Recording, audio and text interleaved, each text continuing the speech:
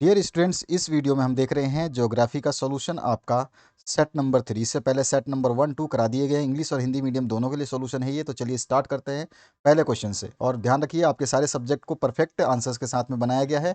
इन सभी को आप देख सकते हैं इसी चैनल पे, जो कि आपको ये सॉल्यूशंस और कहीं भी आपको इस तरह के परफेक्ट सॉल्यूशंस देखने को नहीं मिलेंगे। और दूसरी बात, अगर आपको कोई लिंक नहीं मिलती तो कमेंट सेक्शन में कमेंट कर दीजिए। और इस वीडियो के एंड तक अगर आप देखते हैं तो प्लेलिस्ट आपके सामने आएगी, उसको टच कर देना। यहाँ पर जहाँ पे अभी अब मैं आपको ये एरो हिल रहा है, यहीं पर आपको जो है वीडियो दिखाई देगी, एक प्लेलिस्ट दिखाई देगा, उसको टच कर देना वीडियो के एंड में। तो सारी प्लेलिस्ट खुल जाएगी और जो भी विषय आप देखना चाहते हैं उनको देख सकते हैं। पहले क्वेश्चन से स्टार्ट करते हैं। डिफाइन करना है ट्रांसपोर्ट को, परिवहन को परिभाषित करना है। तो परिवहन उस सेवा या सुविधा को कहा जाता है जिसमें व्यक्तियों तथा वस्तुओं को एक स्थान से दूसरे स्थान तक वहन किया जाता है तथा इसके लिए व्यक्तियों, पशुओं तथा विभिन्न प्रकार की गाड़ियों का प्रयोग किया जाता है। तो इस तरह से आप जो है इसको डिफाइन करेंगे, ठीक है। तो यहाँ पे ट्रांसपोर्ट इज ए सर्विस और facility for the carriage of persons and goods from one place to another using human, animal and different kinds of vehicles. ठीक है, सिंपल डेफिनेशन है, बहुत आसानी से याद होने वाली सारी चीज़ें यहाँ पे सिंपल दी गई हैं। दूसरा क्वेश्चन है, इसमें जनसंख्या घनत्व को परिभाषित करनी है। तो एक वर्ग किलोमीटर, ध्यान रखना कि वर्ग किलोमीटर, एक वर्ग किलोमीटर क्षेत्र में निवास करने वाले लोगों की संख्या को जनसंख्या का घनत्व कहते हैं। ठीक है, तो ये आपका जो है आंसर हो जाएगा। यहाँ पे इंग्लिश में भी लिखा है मैंने। इसके बाद तीसरा जो क्वेश्चन है, बाढ़ क्या है। तो बाढ़ एक प्राकृतिक आपदा है। बाढ़ पानी का एक अति प्रवाह है जो आम तौर पर शुष्क यानी कि सूखी जमीन या भूमि को जलमग्न कर देता है और जनजीवन अस्त व्यस्त हो जाता है। ठीक है, flood is a natural disaster. A flood is an overflow of water that usually submerge dry land and disturbs normal life. ठीक है, तो ये इस तरह से आप बाढ़ की डेफिनेशन जो है लिखेंगे। उसके बाद चौथा क्वेश्चन है, मानव प्रवास से आप क्या समझते हैं। What do you understand by human migration. तो यहाँ पे देखिए, जनसंख्या प्रवास या मानव प्रवास से तात्पर्य लोगों के एक स्थान से दूसरे स्थान पर जाकर बसने से है। जिस क्षेत्र से लोग प्रवास करते हैं वहाँ की जनसंख्या कम हो जाती है और जिस क्षेत्र में लोग जाकर बसते हैं वहाँ की जनसंख्या में वृद्धि हो जाती है। तो थोड़ा सा आप इसको पूरा का पूरा इसी तरह से लिखेंगे ताकि जो है इसमें आपसे आसानी से नंबर मिल पाए। ठीक है, यहाँ पर पॉपुलेशन माइग्रेशन जो है मैंने यहाँ पे समझा रखा है। पॉपुलेशन या ह्यूमन एक ही बात होती है, ऐसा कोई नहीं है कि आप सोचो जनसंख्या और पॉपुलेशन लिखा हुआ है। आप चाहें तो यहाँ पे वर्ड चेंज करके आप मानव प्रवास और यहाँ पर जो है ह्यूमन माइग्रेशन लिख सकते हैं। उसके बाद पांचवा जो क्वेश्चन है, खरीफ फसल क्या है। तो खरीफ की फसल मुख्यतः उन फसलों को कहते हैं जिन्हें जून जुलाई में बोते हैं और अक्टूबर के आसपास काटते हैं। इन फसलों को बोते समय अधिक तापमान और एवं आर्द्रता की आवश्यकता पड़ती है। साथ ही पकते समय शुष्क वातावरण की जरूरत होती है। खरीफ फसलों को मानसूनी फसल भी कहते हैं। ठीक है, तो यहाँ पर जो है इस तरह से आप इसकी डेफिनेशन को परिपूर्ण करेंगे।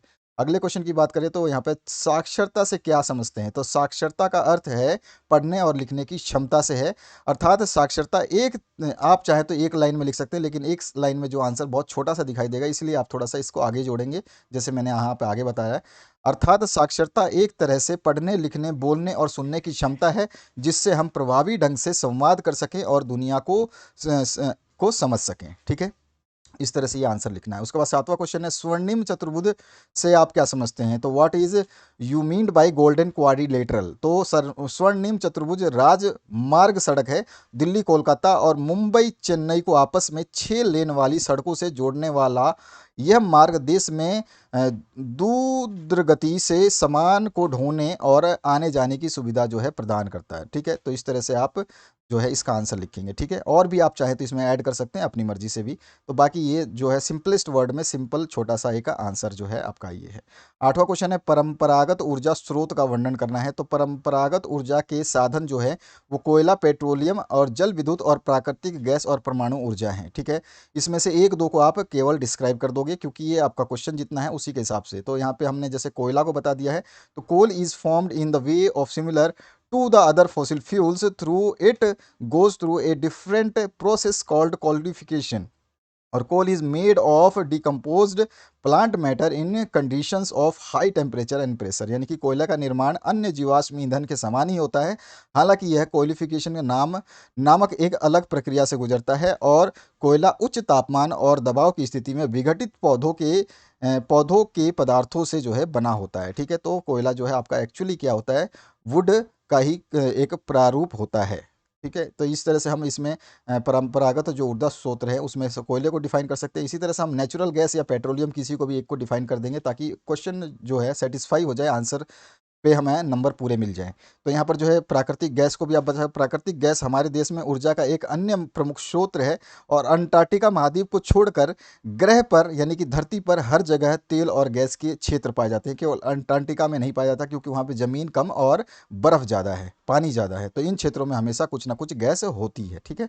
इसके बाद में 9वां जो क्वेश्चन है, भारत में कृषि की प्रमुख समस्याओं का वर्णन आपको करना है। तो देखिए कृषि की समस्याओं में पहला जो समस्या है ये अनियमित मानसून पर निर्भरता रहती है, यानी कि डिपेंडेंस ऑफ एरेटिक मानसून, मानसूनों पर निर्भरता जो है एक इसकी समस्या है। दूसरा है निम्न उत्पादकता यानी लो प्रोडक्टिविटी जो है, ये भी एक जो है समस्या है कृषि की। इसमें भी एक लाइन लिख सकते हैं, इसमें भी सभी में एक एक लाइन लिखेंगे क्योंकि आपके 9 नंबर का क्वेश्चन नंबर 9 है और इसको 3 आपको मार्क्स मिलेंगे लिखने के, तो थोड़ा सा आपको एक लाइन से डिस्क्राइब जरूर करना है। तीसरा जो प्रॉब्लम है वो क्या हो सकता है समस्या, तो वो है वित्तीय साधनों की बाधाएं और ऋण ग्रस्तता, यानी कि constraints of finance resources and indebtedness. ठीक है ना। तो यहाँ पे ये इसको एक साथ कर लेना। ठीक है, इसको एक साथ कर लेना, ये अलग अलग हो गया वर्ड।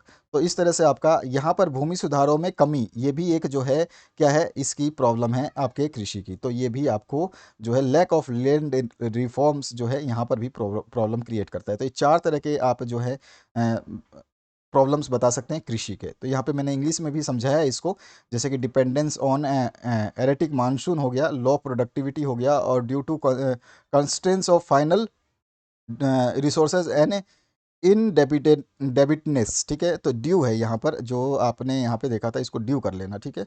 तो यहाँ पर ड्यू टू, ठीक है। तो यह आपको वैसे ज़रूरत नहीं है, इंग्लिश मीडियम यहाँ पे हिंदी में लिखा है, इंग्लिश मीडियम के लिए यहाँ पे लिखा है। और लैक ऑफ लैंड रिफॉर्म्स जो है आपका चौथा पॉइंट जो है इसको डिस्क्राइब करने के काम आएगा। तो ये 4 पॉइंट जो है इंग्लिश मीडियम के स्टूडेंट्स लिखेंगे। इसके बाद 10वां जो क्वेश्चन है, इसमें क्या पूछा गया देखिए कि प्रवास के परिणामों का जो है वर्णन करना है। Describe the result of migration. तो प्रवास के परिणामों में क्या होता है कि शिक्षा, स्वास्थ्य, सुरक्षा इत्यादि के, तो यहाँ परिणाम जो है निम्न हो सकते हैं। यहाँ पे परिणाम जो है निम्न हो सकते हैं, इनको देख लीजिए। सीधी सीधी सी बात है कि परिणाम जो है निम्न परिणाम है। कौन कौन से परिणाम है उनको देख लेते हैं बस सीधा सीधा। तो देखिए जिनके निम्न परिणाम है, या फिर क्या कह सकते हैं निम्न परिणाम है। ठीक है। तो यहाँ पर लिख दीजिए निम्न परिणाम है। तो इसमें परिणाम कौन सा है देखिए, आर्थिक परिणाम है एक पहला। तो आर्थिक परिणाम आप बता देंगे कि आर्थिक परिणाम क्या है, कि हमारे देश में जब लोग अन्य राष्ट्रों में प्रवास करते हैं तो बाह्य राष्ट्रों से मुद्रा हमारे देश में आती है। ठीक है। तो ये एक परिणाम है, परिणाम मतलब रिजल्ट है इसका, जब हम माइग्रेट करते हैं। सन 2002 में जो है भारत ने अंतर्राष्ट्रीय प्रवासियों से हुंडियों के रूप में जो है 110 अरब अमेरिकी डॉलर प्राप्त किए, यानी कि माइग्रेशन जो हुआ था उस वजह से। तो माइग्रेशन से क्या होता है, एक आर्थिक जो है हमारे को क्या मिलती है, पैसे मिलते हैं। ठीक है। माइग्रेट करने से वहाँ के पैसे हमारे पास आते हैं। जननांकीय परिणाम भी होता है। ठीक है। उसके अलावा सामाजिक एक परिणाम भी होता है और उसके अलावा एक पर्यावरण परिणाम भी होता है। तो इस तरह से हम 4 परिणाम बता सकते हैं जो कि किसको है, प्रवास के परिणाम जो है होते हैं उनमें। ठीक है। 4 परिणाम आप यहाँ से, आर्थिक परिणाम, जननांकीय परिणाम, सामाजिक परिणाम और पर्यावरणीय परिणाम। ये तो इनको लिखोगे आप एक एक दो दो लाइन, तीन तीन लाइन जो है इसमें लिख दोगे। यहाँ पे जो है मैंने इंग्लिश में भी लिख रखा है, इकोनॉमिक के कॉन्सिक्वेंसेस होते हैं आपके, उसके बाद में आपका डेमोग्राफिक कॉन्सिक्वेंसेस हो सकते हैं, सोशल होते हैं, और उसके बाद में एनवायरमेंटल होते हैं। तो ये 4 को आपको नोट डाउन करना है। इसके बाद जो है 11वां नंबर क्वेश्चन, बहुउद्देशीय परियोजनाओं से क्या समझते हैं। तो वैसी परियोजनाएं जिनके द्वारा कई उद्देश्य जैसे बाढ़ नियंत्रण, आप मृदा अपरदन पर रोक और पेयजल एवं सिंचाई जल आपूर्ति और विद्युत उत्पादन, मत्स्य पालन, जल कृषि और अन्य जीव संरक्षण, पर्यटन इत्यादि की पूर्ति साथ हो जाती है, बहुउद्देशीय परियोजनाएं कहलाती हैं। बहुउद्देशीय मतलब एक परियोजना के अंदर बहुत सारे उद्देश्य छिपे हों, जिसमें कि आपका बाढ़ को भी नियंत्रण करना है, उसी परियोजना का हिस्सा है। मृदा अपरदन को रोकना है, ये भी उसी परियोजना में है। पेयजल और सिंचाई के जल को उपलब्ध कराना उसी परियोजना का हिस्सा है। तो एक ही परियोजना में बहुत सारे जो काम करने के उद्देश्यों को हम बहुउद्देशीय परियोजना के नाम से जानते हैं। इस तरह से आपको लिखना है। उसके बाद 12 नंबर जो क्वेश्चन है, रेल परिवहन की विभिन्न समस्याओं का वर्णन करना है। तो रेल परिवहन की बहुत सारी समस्याएं हैं, जिसमें हम 3-4 जो है लिख सकते हैं आसानी से। तो आप जो भी है 3, अगर 3 मार्क्स का है तो 3 तो कम से कम समस्याएं आपको बतानी है। जैसे कि पूंजी का अभाव जो है पहला एक प्रॉब्लम है। वर्तमान में जो जनसंख्या इतनी ज़्यादा है कि पूंजी की व्यवस्था रेल अगर हम बात करते हैं रेल परिवहन को सुधारने के लिए, तो उसमें पूंजी की आवश्यकता बहुत ज़्यादा पड़ती है।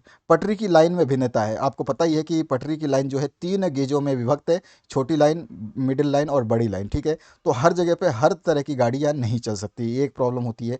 और पुराने रेल पथ भी है, ये भी एक प्रॉब्लम है, क्योंकि ये मनी के ऊपर डिपेंड हो जाता है। तो पुराने रेल पथ यानी कि जो पहले से जो रेल लाइनें बहुत पहले से बिछी हुई हैं, वो अब डैमेज हो रही हैं, जो कि यातायात योग्य नहीं है, जिसमें दुर्घटनाओं की समस्याएं पैदा हो सकती हैं। और इसके बाद में स्थानाभाव, जनसंख्या, ठीक है ना। स्थानाभाव ये होता है कि ये जनसंख्या में वृद्धि और नगरों का विकास की वजह से जो क्षेत्र जो है बहुत ज़्यादा विकसित हो गए हैं, तो वहाँ पर रेल मार्गों का विस्तार जो है करना असंभव हो जाता है। तो ये भी एक समस्या है। तो इस तरह से 4 समस्याएं हम बता सकते हैं: पूंजी का अभाव, पटरियों की चौड़ाई में भिन्नता, पुराने रेल परिपथ या रेल पथ, और उसके अलावा स्थानाभाव, ठीक है।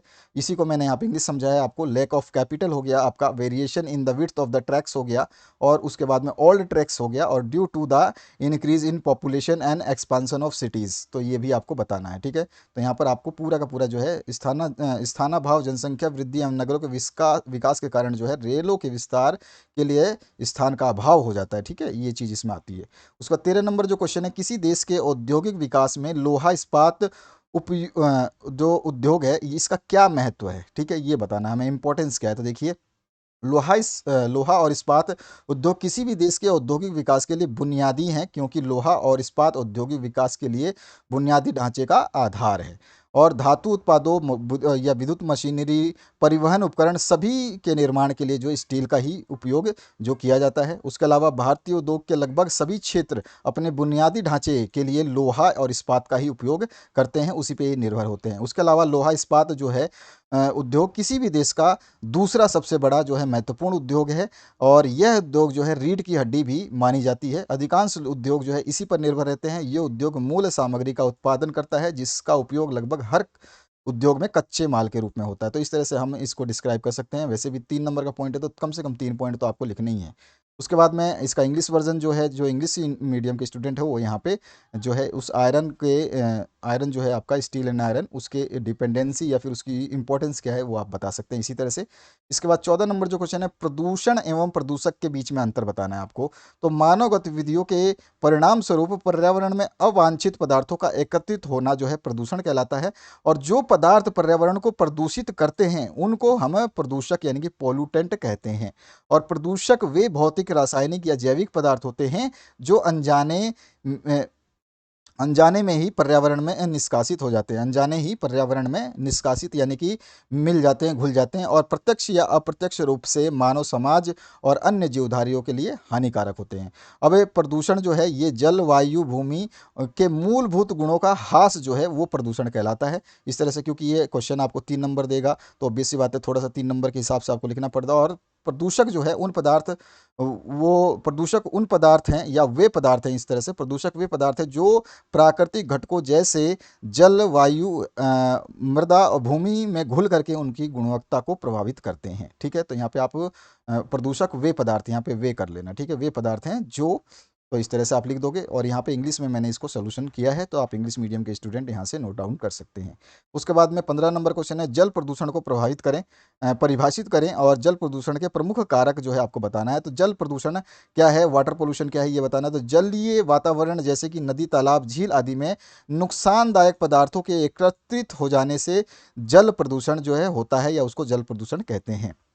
और जल प्रदूषण के मुख्य स्रोत या मुख्य कारण क्या है, कौन से कॉजेज हैं, मेजर सोर्सेज क्या हैं, वो बता सकते हैं। तो एक तो घरेलू अपमार्जक या घरेलू जो भी चीज़ें हैं, जिसमें आपका साबुन है, सर्फ है, विम है, फिनाइल आदि है, जो घरों की नालियों से नदी तक पहुंचता है, ये भी एक जो है आपका पदार्थ है इस तरह का, ठीक है। इसमें तालाब में जो है कार्बनिक पदार्थ जो है ज़्यादा मिल जाते हैं, या जो भी जलाशय में जाता है वहाँ पे बहुत ज़्यादा पदार्थ ये मिल जाते हैं।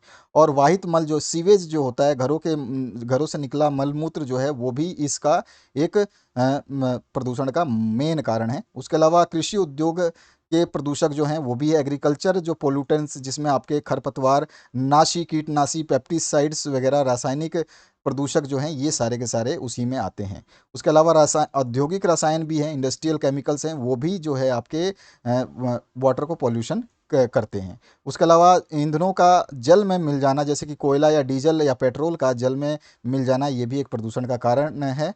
उसके अलावा रेडियोधर्मी पदार्थ जो हैं ये भी प्रदूषण के कारण हैं। और उसके अलावा सातवां जो है जल शोधन में, जब हम जल को शुद्ध करते हैं तो उसमें भी अगर रसायन अधिकता हो जाती है रसायन की, तो वो भी जल प्रदूषण का कारण बनते हैं। तो इस तरह से, क्योंकि ये 15 नंबर क्वेश्चन है, 5 नंबर का क्वेश्चन है, तो कम से कम 5-6 पॉइंट आपको इसमें लिखने हैं कि किस किस वजह से प्रदूषण जो है आपका जल प्रदूषण होता है। तो इस तरह से ये पॉइंट सारे आप लिखेंगे। यहाँ पे 7 पॉइंट बताए हैं, आप 7 में से 5-6 आपको लिखना ही लिखना है। यहाँ पे इंग्लिश मीडियम के लिए मैंने जो है सॉल्यूशन दिया है। मेजर सोर्सेज क्या हैं पोल्यूशंस के, वो मैंने बता दिए, जो ऊपर बताया था उसी को मैंने यहाँ पे समझाया है आपको। तो इन सभी को आप point wise, point two point note कर लेंगे, 4 से लेकर 7 तक। ऊपर भी आपको बता दिया। उसके बाद 16 नंबर जो क्वेश्चन है, भारत में कोयला के उत्पादन एवं वितरण का वर्णन आपको करना है। तो भारत में देखिए कोयला का उत्पादन और वितरण जो है वो कैसे होता है, कहाँ मतलब कहाँ कहाँ होता है और जहाँ वहाँ से वितरण होता है। तो देखिए छत्तीसगढ़ जो है, यहाँ पर आपका 16% कोयला भंडार है। भारत के 21% से अधिक कोयले का उत्पादन जो है, मतलब भारत जो है ये 21% से ज़्यादा कोयले का उत्पादन करता है। और अधिकांश कोयला जो है छत्तीसगढ़ के क्षेत्र राज्य से के उत्तरी भाग में स्थित है, ठीक है, जिसमें अन्य कोयला क्षेत्र में कोरबा और बीरामपुर और जो है हसोदो, अरंद और चिरमिर और लखनपुर और झिलमिल, जोहिला, इस तरह से बहुत सारे नाम हैं। इन नामों में जो है आपको याद कर लेना है, और ये छत्तीसगढ़ के अंदर आते हैं जिसमें सबसे ज़्यादा कोयला जो है वितरण और उत्पादन होता है। उसके बाद दूसरे नंबर पे झारखंड जो है, उसमें 28% से ज़्यादा जो है कोयले का भंडार है, और भारत के 20% से अधिक कोयले का उत्पादन यहाँ पे होता है, ठीक है। झारखंड में कम से कम 21 प्रमुख कोयला क्षेत्र है, जिसमें से 8 तो दुमका में ही है, और 7 जो है हजारीबाग में है, और 3 धनबाद और पामलू में है। इसके अलावा उड़ीसा में है फिर से, तो उड़ीसा में भी आपका भंडार है काफ़ी, और इनके भी बहुत सारे स्थान हैं जिनको यहाँ पे मेंशन किया गया है, तो इनको भी आपको याद रखना है। तो इस तरह से आपको कम से कम 5, अगर 5 नंबर का क्वेश्चन है तो 5 जगहों के नाम और उनके सब ऑर्डिनेट्स, यानी कि जहाँ पे छोटे छोटे जगहों पे जहाँ पे वो मिलते हैं उनके नाम आपको लिखने होंगे। तो ये उड़ीसा का बताएंगे। उसके अलावा मध्य प्रदेश जो है, एमपी में भी है, तो इसमें भी 7.77% जो है कोयला का भंडार यहाँ पर स्थित है। और यहाँ पर जहाँ जहाँ स्थित है उनके भी एक दो के नाम जो आपको, जैसे सडहोल्ड है और सिंगरौली है, यहाँ पर भी जो है कोयला का भंडार मिलता है मध्य प्रदेश में। उसके अलावा जो है आंध्र प्रदेश, तेलंगाना में भी आपको 7.07% जो है भंडार मिलेगा। उसके अलावा महाराष्ट्र में भी मिलेगा। तो इस तरह से हमने 6 जगह बताए हैं, आपको जो आसानी से याद हो जाए उसको 5 को कम से कम बढ़िया तरीके से आपको याद करने हैं। उसके बाद आपका इंग्लिश मीडियम के जो स्टूडेंट्स हैं उनके लिए यहाँ पर छत्तीसगढ़ का मैंने बताया, जैसे ऊपर छत्तीसगढ़ का बताया है, उसमें कौन कौन से कोल्ड फील्ड हैं वो बता दिया। उसके बाद झारखंड है, इसमें भी कौन कौन से कोल्ड फील्ड है टोटल आपको बता देना है। उड़ीसा में कहाँ कहाँ मिलेगा ये भी आपको बता देना है। उसके बाद में आपका मध्य प्रदेश में कहाँ कहाँ कोयला वितरित होता है, कहाँ कहाँ से प्रोड्यूस होता है, ये बता देना। आंध्रा और फिर महाराष्ट्र दोनों को भी काउंट कर लेना है, और जो आपसे आसानी से याद होगा उसको याद करना है। इसके आगे 17 नंबर जो क्वेश्चन है, भारत में जनसंख्या वितरण को प्रभावित करने वाले प्रमुख कारक की विवेचना करनी है। तो इसमें प्रमुख कारक में 3 ही कारक आते हैं, और 3 कारक के बहुत सारे पार्ट हैं, जिसमें पहला कारक आता है आपका भौगोलिक कारक। भौगोलिक कारक में आपको मिलेगा एक जल की उपलब्धता, ठीक है, ये एक कारक है। उसके अलावा भू आकृति है, ये भी इस भौगोलिक कारक में आता है। और उसके अलावा जलवायु जो है ये भी भौगोलिक कारक में ही आएगा। और उसके बाद में मृदा जो है ये भी भौगोलिक कारक में आएगा। तो ये जो भौगोलिक कारक है, ये 4 जो भौगोलिक कारक के ऑप्शन हैं, इनकी वजह से जो है क्या होता है, हमारा जनसंख्या वितरण और घनत्व प्रभावित होते हैं। जहां पर जिसकी उपलब्धता होती है वहां पर ज़्यादा से ज़्यादा जनसंख्या निवास करने की सोचती है और करती भी है, ठीक है। तो इस तरह से ये 4 पॉइंट आपको भौगोलिक कारकों में बता देने हैं। वीडियो के एंड में जो है आपको प्लेलिस्ट दिखाई देगी, उस प्लेलिस्ट को टच करके सारे वीडियोस देख सकते हैं आप। आर्थिक कारक दूसरा ऑप्शन आता है। तो आर्थिक कारक में जो है आपके खनिज आ जाते हैं, उसके अलावा नगरीकरण जो आ जाता है, औद्योगिकरण भी है, और ये तीनों पॉइंट जो है आर्थिक कारण के अंदर आपको मेंशन कर देना है। 1122 लाइन में मैंने लिखा है, ताकि आपको आसानी से समझ में आ पाए और आसानी से आप लोग याद कर पाएँ। उसके बाद में लास्ट जो ऑप्शन होता है वो सामाजिक कारण और सांस्कृतिक कारक जो होता है, और धार्मिक कारक भी बोल सकते हैं, ठीक है। तो इसको एक ही लाइन में आप खत्म कर देंगे। तो यहाँ पर जो है तीनों कारकों को आपको जरूर बताना है, ताकि आपको एग्जामिनर नंबर पूरे दे दे। यहाँ पर जो है इंग्लिश मीडियम के स्टूडेंट्स जो है यहाँ पे ज्योग्राफिक फैक्टर्स जो है उसको काउंट करेंगे, जिसमें एबिलिटी ऑफ वाटर हो जाएगा, टैन हो जाएगा, उसके बाद में क्लाइमेट हो जाएगा, सॉइल्स हो जाएंगे, और इकोनॉमिक फैक्टर्स में आपका मिनरल्स हो जाएगा, अर्बनाइजेशंस हो जाएगा और इंडस्ट्रियलाइजेशंस हो जाएगा, और उसके बाद में सोशल एंड कल्चरल फैक्टर्स जो है आपको बता देंगे। तो इस तरह से आपको ये कंप्लीट करना है। उसके बाद 18 नंबर जो क्वेश्चन है, इसमें चाय उत्पादन के लिए अनुकूल भौगोलिक दशाओं का और वितरण का जो है वर्णन करना है। तो चाय उत्पादन की भौगोलिक दशाएं सबसे पहले बताएंगे, जिसमें तापमान के लिए 25 से 30 डिग्री सेल्सियस आदर्श तापमान माना गया है। और चाय की पत्तियां जो है सीधे धूप ना पड़ जाए, इसमें सीधी, यहाँ पे सीधी कर देना, इसको थोड़ा सा आप इसको कर दें, ये सीधी, ठीक है, सीधी धूप ना पड़ जाए, इसमें सीधी धूप की आवश्यकता नहीं होती है, तो ना पड़े इसके लिए बीच बीच में छोटे छोटे पौधे लगाए जाते हैं, ठीक है। एक चीज़ ये हो गई। इसके अलावा फिर आप बता सकते हैं इसमें कि वर्षा जो है कितनी चाहिए, तो वर्षा 150 से 500 सेंटीमीटर होनी चाहिए, ये एक कंडीशन है इसकी। तापमान आपको 20 से 25 से 30 डिग्री सेंटीग्रेड चाहिए, आर्द्र तापमान चाहिए। उसके अलावा भूमि जो है वो ढलाऊ भूमि चाहिए, ठीक है ना, मतलब ऊंची से लेकर नीचे की तरफ जो है भूमि ढलाऊ होना चाहिए, जिसमें जल जमाव ना हो पाए। जल जमाव होगा तो ये पेड़ जो है, पौधे या फसल जो है नहीं लगेगी, नहीं काम करेगा। श्रमिक की आवश्यकता जरूर होती है, ये भी एक भौगोलिक कारण में भी मतलब वितरण जो हमें भौगोलिक दशाएं हैं उनमें एक श्रमिक भी बहुत इंपॉर्टेंट है। सस्ते श्रमिकों की उपलब्धता होनी चाहिए, नहीं तो चाय के दाम बहुत ज़्यादा बढ़ जाते हैं। तो ये भी आप इसमें बता सकते हैं। तो इस तरह से 4 पॉइंटों में हम भौगोलिक दशाओं को बता देंगे। उसके बाद वितरण में जो है हमारा असम है, इसको बताएंगे, इसलिए इसमें कहाँ कहाँ है और कितना है। उसके बाद में दार्जिलिंग बता देंगे और नीलगिरी जो है उसको बता देंगे। उसके बाद में आपका कोलुकुमाले है उसमें बता देंगे, और मुन्नार है केरल में उसमें भी बता देंगे। उसके अलावा पालमपुर जो है उसमें बता देंगे। तो इस तरह से ये सारी जगह हैं जिनमें वितरण हो रहा है। तो ये सारी, और यहाँ पर इंग्लिश मीडियम के लिए ज्योग्राफिक कंडीशंस जो हैं चाय उत्पादन के लिए वही चीज़ है। वहीं 25 से आपको 30 डिग्री सेंटीग्रेड का टेम्परेचर मेंटेन करना होगा, यानी कि मेंटेन तो नहीं कर पाओगे, इतना चाहिए। और उसके अलावा जो है 150 से 500 सेंटीमीटर का रेन वर्षा होना जरूरी है। लैंड जो है आपका स्लोपिंग लैंड होना चाहिए, ढलवा लैंड होनी चाहिए। लेबर की आवश्यकता तो रहती है। उसके अलावा फिर डिस्ट्रीब्यूशन की बात करें तो वही आपको आसाम बता देना है, और दार्जिलिंग बता देना है, नीलगिरी बता देना है। इसी तरह से आपको जो भी मैंने ऊपर बताए थे उन सभी को, मुन्नार बता देना है केरला का, और पालमपुर बता देना है। तो इस तरह से आप सारा कंप्लीट कर पाएंगे। तो आगे बढ़ते हैं आपका नेक्स्ट क्वेश्चन की तरफ। जो अंतिम क्वेश्चन है, इसमें निम्नलिखित नदियों को भारत के रेखा मानचित्र में आपको दर्शाना है, जिसमें नर्मदा, गोदावरी, गंगा, कावेरी और महानदी, इन सभी को, पांचों को बताना है। यहाँ पर जो है मानचित्र इस तरह का आपको मिला होगा, और यहाँ पे जो है इसका आंसर देख सकते हैं आप। जो गंगा है वो इस तरह से लाइन दिखा करके आपको बतानी है, क्योंकि आप ऐसा नहीं बता सकते कि किसी एक जगह गंगा है, गंगा रुकी हुई तो नहीं है, ना ही नर्मदा रुकी हुई, क्योंकि इनका एक विशेष वो होता है स्थान गमन करने का, ये कहाँ से निकलती हैं वो लाइन आपको थोड़ा सा ड्रॉ कर देनी है। थोड़ा बहुत इधर उधर चलेगा, कोई दिक्कत नहीं होती है। तो आपको इस तरह से ये गंगा का जो है लाइन आपको दिखा देनी है। महानदी जो है यहाँ पर आपको दिखा देनी है, ठीक है, इस जगह पे। नर्मदा जो है यहाँ पे दिखाओगे आप, जहाँ पे महाराष्ट्र साइड में और गुजरात साइड में, ठीक है। उसके बाद गोदावरी जो है महाराष्ट्र से होते हुए इधर निकलती है आपकी आंध्रा में, हैदराबाद साइड में, और इधर जो है आपके केरल साइड में आपको देखने को मिलेगा जो गोदावरी मिलेगी। और उसके बाद में आपका जो है नीचे सबसे लास्ट में जो है कावेरी आपको देखने को मिलेगी केरल केरल साइड में, ठीक है। तो इस तरह से ये जो है आपका पूरा का पूरा आंसर हो जाएगा। तो गंगा महानदी, गंगा यहाँ पर आप दिखा दोगे, महानदी यहाँ पर है आपका, गोदावरी ये वाली है जगह, और यहाँ पर कावेरी है नीचे की तरफ, और यहाँ पर बीच में जो है नर्मदा है। तो इस तरह से ये आपको रेखाओं द्वारा दिखाना होगा, पॉइंट वाइज नहीं दिखाओगे। कभी भी नदी या रेलवे लाइन या कोई भी राजमार्ग दिखाना होगा तो जो भी चीज़ें जो लंबी रूट तय करती है उनको इस लाइनों के थ्रू ही बताते हैं। लाइन थोड़ी बहुत ऊपर नीचे हो जाए कोई फ़र्क नहीं पड़ेगा, लेकिन आपको जो जगह है वो एरिया, जो जिस एरिया में पड़ती है वो एरिया ज़रूर आपको सही दिखाना है, उसके अलावा कुछ नहीं। तो इस तरह से आपका जो है ये आंसर कंप्लीट होता है। तो आशा करता हूँ कि इस वीडियो को आपने देख लिया होगा, और यहाँ जो प्लेलिस्ट आ रही है इस प्लेलिस्ट को भी आप देख सकते हैं, जिसमें सारे सोल्यूशंस आपको अवेलेबल मिलेंगे। तो आशा करता हूँ इस वीडियो से आप लोगों को हेल्प मिलेगी, और इस वीडियो को देखने के लिए आपका बहुत बहुत धन्यवाद। Thank you very much, have a good day.